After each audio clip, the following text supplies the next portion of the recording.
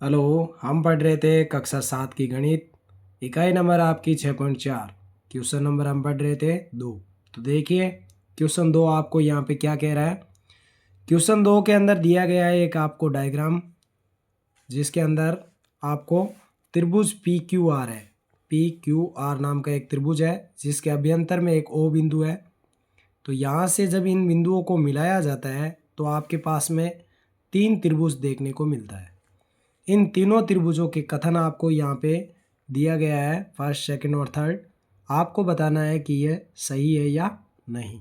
तो देखिए, जब त्रिभुज पी क्यू आर अभ्यंतर में लिया गया था तो यहाँ पे आपको एक त्रिभुज दिया गया था पी क्यू और आर। यहाँ इसके बीच में एक मध्य बिंदु आपको अभ्यंतर ओ के अंदर दिया गया था। यहाँ पे मैंने डायग्राम के अंदर जब इन रेखाओं को ओ को आर से, पी से और क्यू से मिलाया गया तब हमें ये त्रिभुज प्राप्त हुआ। तो यहाँ पर शर्त क्या होती है आपकी? पहली शर्त क्या कहती है? पहली शर्त ये कहती है कि त्रिभुज 6.4 पर मैं आपको ये कहती है कि किसी भी त्रिभुज की अगर दो भुजाएं, यानी कि त्रिभुज की किन्हीं दो भुजाओं का योग, किन्हीं दो भुजाओं का योग कर लिया जाए, अर्थात जोड़ लिया जाए, योग करें तो तीसरी भुजा से अधिक होना चाहिए। तीसरी भुजा से, जो दोनों भुजाओं को जोड़ा है उसका योग से अधिक होना चाहिए। दूसरी भुजा से उसका योग अधिक हो। ठीक है। तो अब हम यहाँ पे देखेंगे तो हमें यहाँ देखने पर देखिए हमें एक त्रिभुज ये प्राप्त हो गया। कौन सा? हम इसे नाम देंगे पी ओ आर त्रिभुज। एक त्रिभुज हमें ये प्राप्त हो गया पी ओ क्यू, और तीसरा त्रिभुज हमें प्राप्त हो गया जिसका नाम आपका क्या है? आर ओ क्यू नाम हो गया।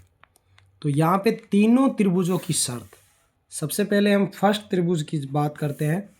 तो देखिए फर्स्ट त्रिभुज में आपको ओ पी और ओ क्यू जैसे ये दिया गया है। तो देखिए ये कौन सा है? तो हम इसमें यहाँ लिखेंगे कि इस त्रिभुज ओ आर और क्या? O P.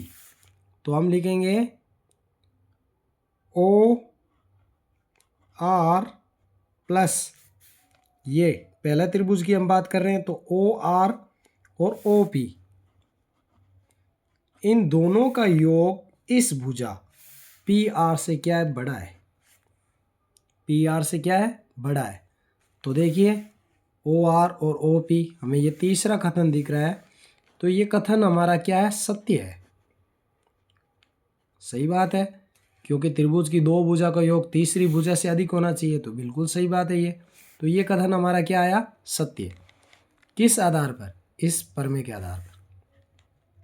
यदि हम दूसरा त्रिभुज लेते हैं हमारा ये, तो हम किसको लिखेंगे? इसमें देखिए भुजा ओ पी और O Q, O P plus O Q, ये बड़ा होगा किस? इस नीचे वाली भुजा पी क्यू से।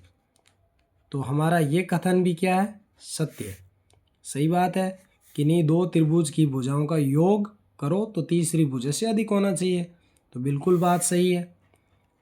तीसरा त्रिभुज हमारा क्या कह रहा है?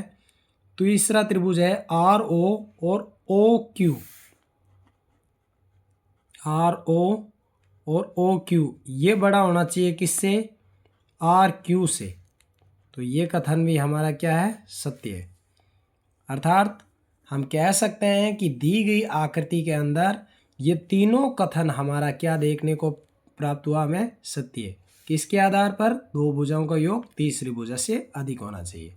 तो यदि आप हमारे चैनल पर नए हो तो इसे सब्सक्राइब करें, और वीडियो का लिंक, इससे पूर्व के जो वीडियो है उनके लिंक मैंने इस वीडियो के डिस्क्रिप्शन में दे दिया है।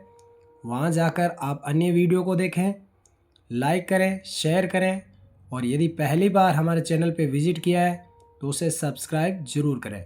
धन्यवाद।